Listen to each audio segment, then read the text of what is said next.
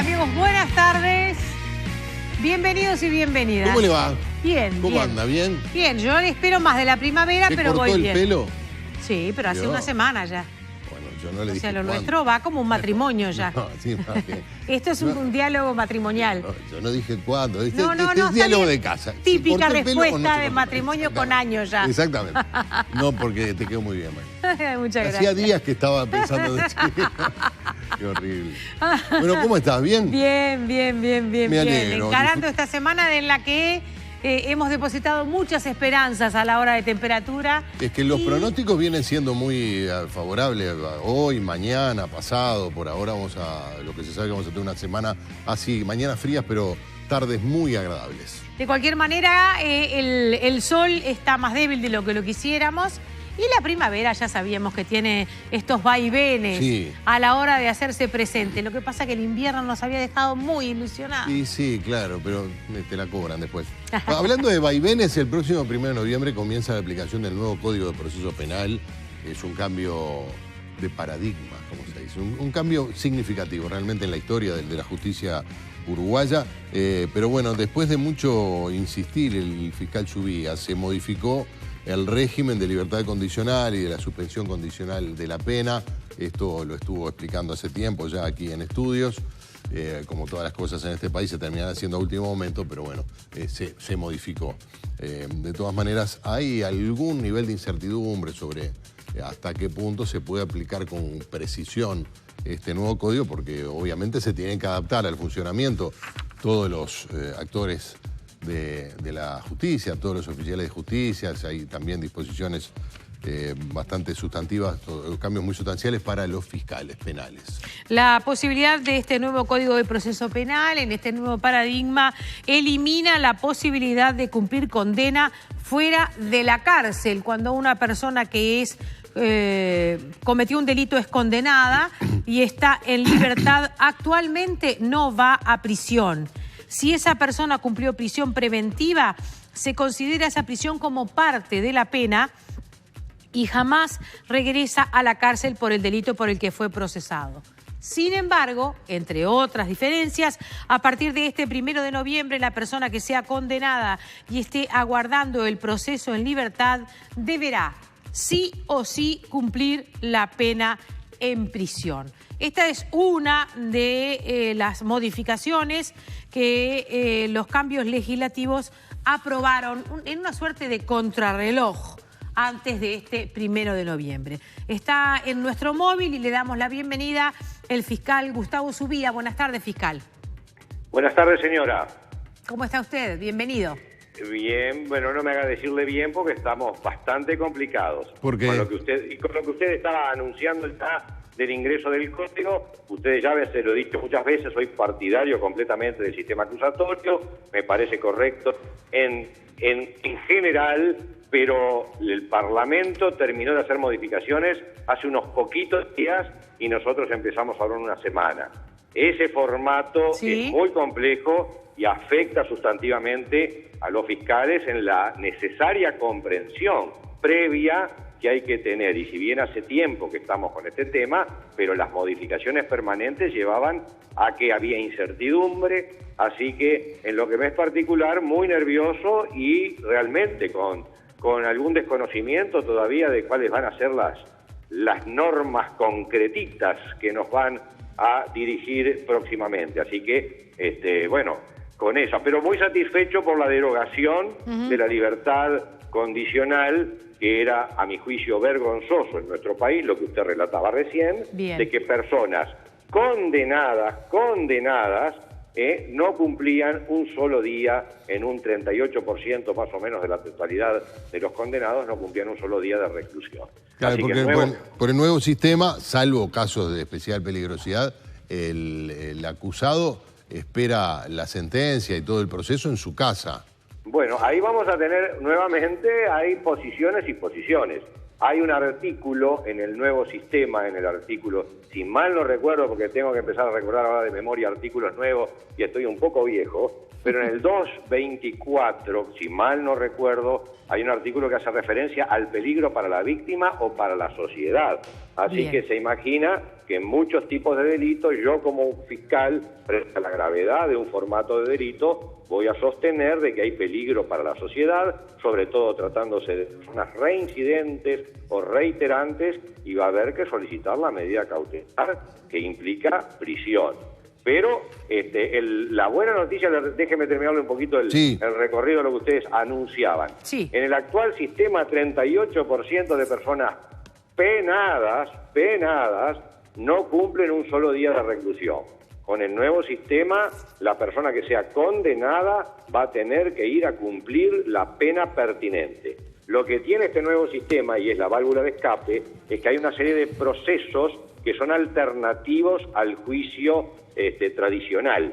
Una serie de procesos que es la suspensión condicional de la condena. Ahí muchas personas van a ver o van a tener el beneficio de que se suspenda provisoriamente el proceso en los casos de delitos menores.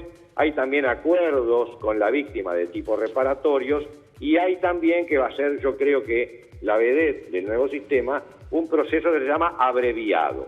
Si la persona declara y acepta los hechos que se le imputan, y en lo que me es particular voy a tener la necesidad de diligenciar alguna prueba también, por ejemplo, la declaración de la víctima. Bueno, si la víctima declara, reconoce que esa persona le hizo el hecho y la persona a sí mismo lo reconoce, ahí el fiscal puede hacer un descenso en el quantum punitivo de la pena. Bien. Y podrá llegarse a un acuerdo que me parece que es una figura interesante, es muy criticada en estas últimas horas ese mecanismo, daría para hablar mucho, pero en lo que es particular va a ayudar a el diligenciamiento más eficiente de una cantidad de delitos.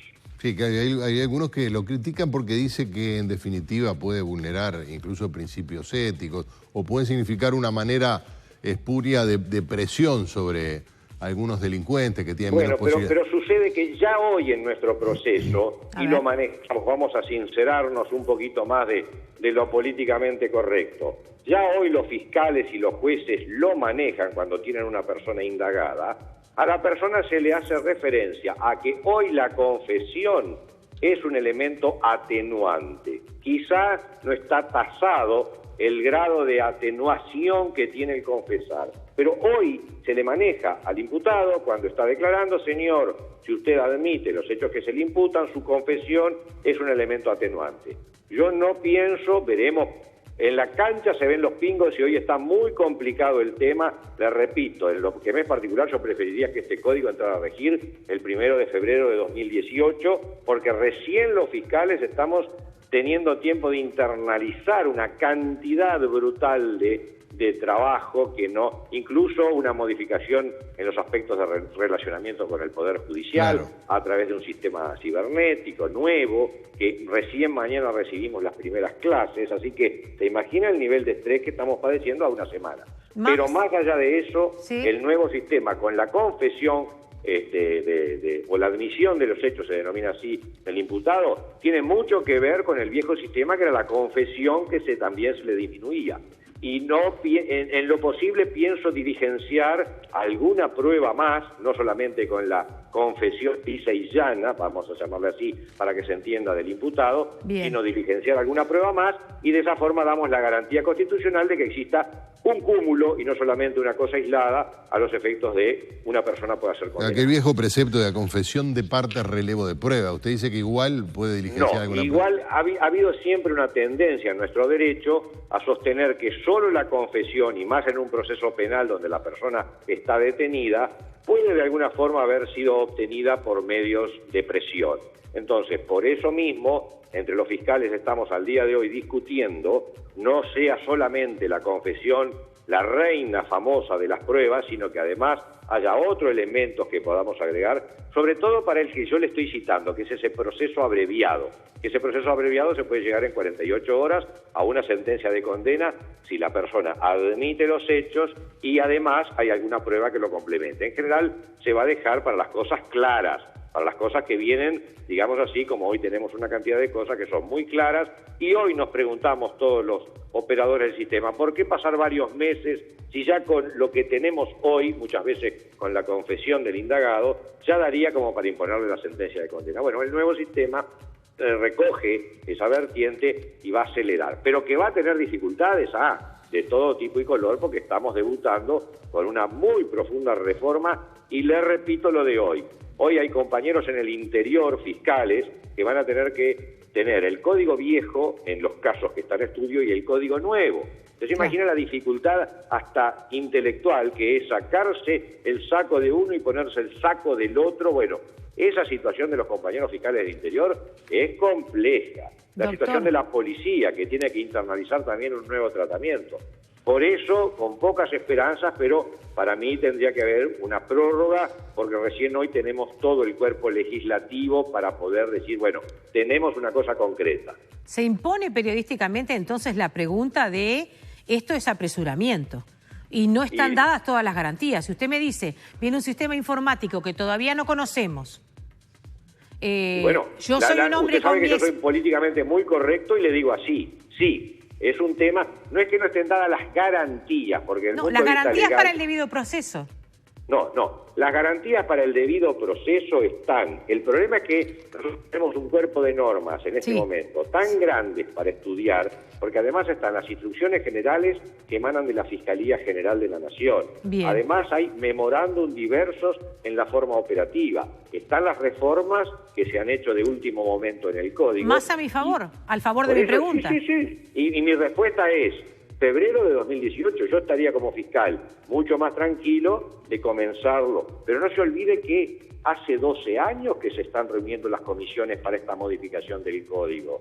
Y a una semana, estamos hablando de una semana para atrás, estamos con las últimas modificaciones. Bueno, esa lamentable característica uruguaya yo creo que no hace bien a un sistema tan importante en su modificación. Pero bueno, ahí no son tiempos que yo pueda fijar, son tiempos que ha fijado el Parlamento, tiempos políticos, en lo que me es muy personal estoy en desacuerdo con que sea en una semana que simplemente una reforma. Subía usted, además cumple un rol gremial, es el vicepresidente de la Asociación de Fiscales. Pero estoy hablando a título personal, no, de acuerdo. A título personal. No, pues le iba a hacer otra pregunta referido al trabajo. Usted decía que está nervioso, supongo que debe ser un nerviosismo compartido con los fiscales. Un nerviosismo de viejo que no es ese nerviosismo loco, es un nerviosismo de veterano. Hay inquietud entre los fiscales, según me consta, porque el nuevo sistema seguramente va a suponer que va a tener que trabajar más horas, además de la innovación o de las novedades, los cambios en los procedimientos que derivan del nuevo código. Además, van a trabajar o pueden llegar a trabajar más tiempo. ¿Hay algún planteo realizado ya al fiscal de corte en este sentido? Sí, existió un planteo la semana pasada por escrito y en el día de hoy, y ahora hablo como vicepresidente y con la cautela que tengo que usar para hablar con mi vicepresidente, en el día de hoy hay una asamblea entre los fiscales donde hay invitado un abogado laboralista para ver las nuevas condiciones de trabajo en cuanto a horarios y descansos que debemos asimilar los fiscales con el nuevo régimen, que son muy intensas. Pero eso es un tema que vamos a diligenciar en la noche de hoy en la Asociación de Fiscales, así que sobre eso no le puedo adelantar opinión porque va a ser el pronunciamiento de todos los compañeros. Que hay nerviosismo en ese nivel, también hay nerviosismo también en ese nivel. Hasta ahora yo me estaba refiriendo más a las incertidumbres y a la necesidad de tiempo de espera para el nuevo código por las modificaciones de último momento. ¿Se acuerda? Con ustedes creo que he puesto el ejemplo, un árbitro entra a jugar el partido de fútbol el árbitro. Sí. Y 5 minutos antes de pisar el césped de la cancha, al árbitro le están diciendo, mirá que se modificó esto y aquello hay que interpretarlo así, y no leíste la adenda tercera que dice que aquello otro. Bueno, ese es el problema que estamos padeciendo en este momento. Pero bueno, son tiempos que exceden a nuestra competencia como fiscales. Ha sido también un proceso complejo el de este código, pero es una reforma tan grande que sigo insistiendo. En mi de parecer, 1 de febrero de 2018 daría el periodo de tiempo suficiente para que lo que hoy está terminado, aún cosas por hacer, los cursos esos que te citaba, los comenzamos mañana, pero que lo que hoy está terminado desde el punto de vista normativo haya el tiempo suficiente para irlo. Claro, pensemos en términos prácticos, falta una semana para que empiece a una funcionar. semana, No está impreso todavía, no hay un librillo, este es el nuevo código. No, hay libritos sumados, digamos así. Claro, por eso, pero el texto definitivo... Yo diría que al día de hoy todos tenemos conocimiento de las nuevas normas, pero no es solamente una nueva norma, es que el fiscal cambia sustantivamente su forma operativa. Claro. Hasta ahora yo como fiscal iba al juzgado, me informaban qué había y yo comenzaba mi estudio. Ahora yo voy a tener que empezar la noche anterior a interrogar conjuntamente con policía a las víctimas fuera del juzgado, hacer conexiones con el juzgado, a pedir medidas desde la noche anterior con el juzgado,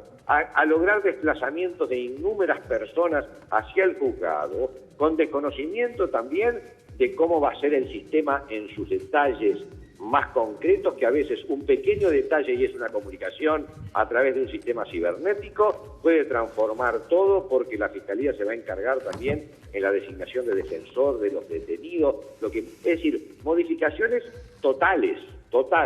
Esa es la parte, y le sigo repitiendo que yo soy pro sistema acusatorio, y con este sistema tengo muchas convergencias, hay puntos de discrepancia, pero tengo muchas convergencias. Sucede que tiene que haber un periodo. No puede ser que se apruebe el texto hace una semana y salgamos a la cancha de una semana. ¿Por qué? Porque falta ese periodo que ustedes como periodistas sabrán que necesitan los seres humanos para poder empezar a encontrar el métier. Este es un viejo métier, pero transformado radicalmente. El fiscal de Corte ha dicho que esta transformación es una transformación que no se veía en el sistema judicial desde hace muchísimos años. Sí. Y cuando se modificó el Código de Proceso Civil, Código General del Proceso, es con relación a la materia civil y no penal. Se imaginará que la materia penal tiene aristas mucho más complejas para esa modificación. Claro, hace unos días el fiscal de Corte hacía referencia en una conferencia al hecho de que ahora el país va a poder tener una política criminal, ¿no? A raíz de todas estas innovaciones. Si sobreviven los fiscales. Esto supone algunos elementos favorables, pero también el riesgo, y así lo han advertido algunos críticos, de que los fiscales puedan perder su independencia técnica frente al hecho criminal. Toda una larga discusión que se sustenta en lo siguiente. Hoy el fiscal general, el fiscal de Corte, emite, conjuntamente con un consejo que lo asesora, instrucciones generales, pero son instrucciones intensas, aún en el manejo de la generalidad. Luego, en la propia ley orgánica se ha establecido que se mantiene la independencia técnica para el caso particular. Pero obviamente hay que reconocerlo, pues todo un tema en la asociación que yo integro de debate hace un par de años, muy intenso debate, hay que reconocer que en las instituciones generales se orientan políticas que van a los fiscales a depender de las orientaciones esas generales, que tienen elementos positivos y tienen elementos con los que yo en su momento también dije, frente a lo que pueda representar un exceso en esas instrucciones generales. Pero tengo que aceptar también, nobleza obliga, a que hay que unificar criterios, porque criterios muy dispares, siempre van a haber criterios diferentes, cada médico hace una operación en forma diferente a su colega, más allá de los protocolos generales. Pero la unificación de ciertos criterios, tengo que reconocer que para fijar políticas en materia criminal puede ser un elemento beneficioso. Con todo, los pingos se ven en la cancha, así que hablar en teoría de un código que todavía no entró en vigencia es complejo. Se pueden hacer adelantos, pero es un tema complejo. Bien, le agradecemos mucho, fiscal. De cualquier manera, yo insisto, creo que sigue manteniéndose la pregunta, periodísticamente es válida decir, con todas estas inseguridades y con todos los años de experiencia que ustedes tienen, aún sienten que estas inseguridades están y en su caso, por ejemplo, plantean que debiera comenzar a regir el año próximo, no me queda claro que haya un tranquilizador debido proceso. Será debido, pero eso significará también muchas vulnerabilidades a la hora de adaptar un nuevo mecanismo para hacer justicia. Y el doctor Chediak, presidente de la Suprema Corte de Justicia, ya ha pedido por adelantado las disculpas de los problemas que se pueden suscitar. Lo sé. creo que ligando lo que usted dice con lo que dice el doctor Chediak y con la fecha que a mí me parecería oportuna, llegamos a una conclusión. Pero bueno, son tiempos políticos, nosotros debemos de tirarnos en paracaídas y nos vamos a tirar... Pero no es un tema político, es un tema de justicia, de ejercicio de la justicia. No, de acuerdo. Si usted me pregunta a mí, mi respuesta es 1 de febrero de 2018, así que más decirle que eso, pero bueno, hoy nosotros dependemos de la legislación que se ha determinado y yo creo que podría ser una buena fórmula todavía esperar un tiempo más por lo menos para internalizar una cantidad de normas complejas. Y si no, nos tiraremos en paracaídas y veremos qué es lo que nos espera debajo. ¿Queda algo de margen para lograr eso? No lo entiendo. Si queda algo de margen para lograr esa... Siempre queda, antes de llegar al segundo final hay un segundo precedente. Así que siempre queda un marco de margen, pero creo que es muy difícil en este momento revertirlo. Bien. Pero la lógica creo que indica lo que usted y yo estamos hablando en consonancia de criterios, conjuntamente con el adelanto que hizo el doctor Chediak, que de alguna forma define las posibilidades o los riesgos de cometer equivocaciones. La esperanza se tiene hasta el último momento. Yo tengo esperanza, pero viene difícil. Señor fiscal, muchas gracias por este contacto. La verdad es que era esclarecedor insistir con usted desde lo personal y también desde lo institucional, ¿verdad? Y permítame otra vez reflotar lo bueno de todo esto. Se derogó la libertad condicional que yo hace por lo menos 4 años que vengo hablando y me han pegado de todos lados. Bueno, se derogó un instituto que a mi juicio era vergonzoso. Un poco de más seriedad esto está comenzando a tener. Gracias, doctor. Gracias a ustedes.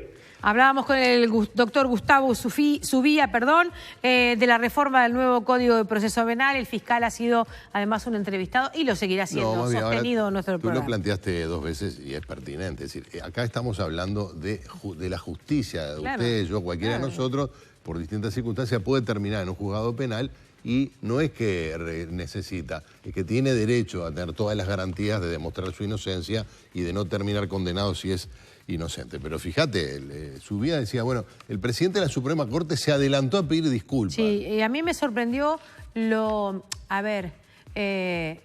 poco cuestionadas que fueron las declaraciones del doctor Chediak. Porque se ve venir que va a haber problemas. El vicepresidente de la Asociación de Fiscales, que es el fiscal Subía, dice, y si no la postergan nos tiraremos en paracaídas. No transmiten una sensación de tranquilidad.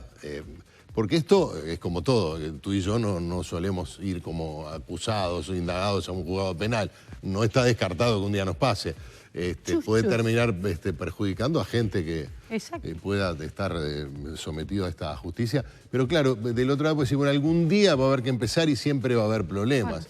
Lo que ocurre es que los principales operadores del sistema lo que están exponiendo es que las dificultades pueden llegar a ser significativas, ¿no? Y siempre que se habla de dificultades a la hora de ejercer justicia, estamos hablando de dificultades mayores. Dificultades mayores, donde además el que tiene menos la va a pasar peor, porque aquel que se puede pagar un buen abogado penalista seguramente va a tener mayores garantías y eso en una democracia no es admisible, ¿no?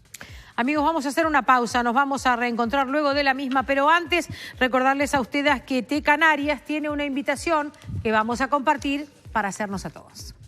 Entra en la fanpage de T-Canarias y no te pierdas los mejores momentos de charlas de T-Canarias. Este mes nos presenta Desafíos Actuales, Vísteme Despacio, que estoy apurado, a cargo de la licenciada Silvana Sotolano. Una charla imperdible que aborda un problema que vivimos día a día, cuando la inmediatez y multitarea afecta nuestra salud emocional, genera estrés y una hiperexigencia hacia nosotros mismos y los demás.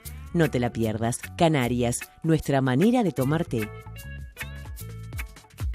Pero viste que se hace habitualmente el Parlamento para niños. ¿Cómo no? Fui invitada a participar, le digo. Lo sientan ahí a los monstruitos y las monstruitas. Los monstruitos somos nosotros, Otelo. No se distingue mucho. Mirá que capaz que dejás a los niños... ¿Entre ellos y nosotros? No, entre ellos y los mayores. Sí. Capaz que ellos sacan mejores leyes. No hay que descartarlo. Bueno. Pero bueno, alguna... Miren qué personajes están allí. Qué maravilla. Ejerciendo. Estamos en el Parlamento, esto es tiempo real, Estamos en vivo, en directo, en simultáneo. Vamos a volver luego de una breve tanda y vamos a escuchar hablar, no solo por lenguaje de señas, como también los estamos viendo allí, a estos parlamentarios que no son el futuro, ya lo ven, son el presente.